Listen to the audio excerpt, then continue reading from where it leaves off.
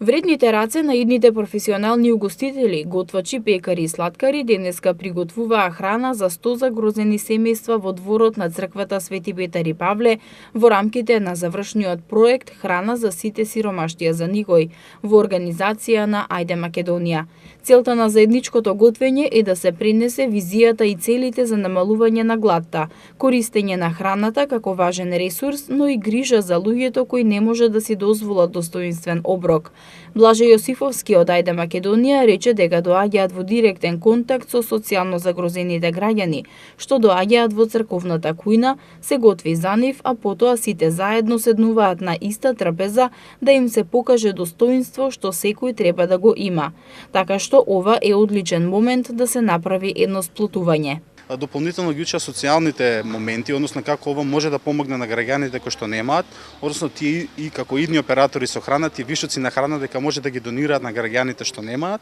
и сето тоа да допринесе сите ние да се помагаме, бидејќи тие 450.000 граѓани се наши сограѓани кои што секој од нас може да биде сведен и всушност треба да помогнеме за да се излезе од таа ситуација. Дополнително уча и за економските моменти, како всушност целиот отпад од храна и несовесното користење на храната, како влие и врз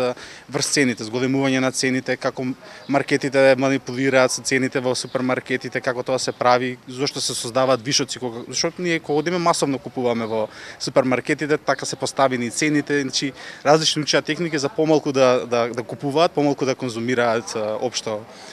храна. Како што рекоа учениците, она што го научиле на обуките ќе го применуваат и понатаму. На младите готвачи им помогнаа и вработените од Осигурување Македонија, кои освен со финансиската помош, тие помогнаа и во директни активности на терен. Тука сме група од вработените кои што се пријавуваат доброволно за ваква работа и се надеваме дека се ќе помине во ред денес и дека оние на кои што им е најпотребно денеска, тоа е храната, ќе ги послужиме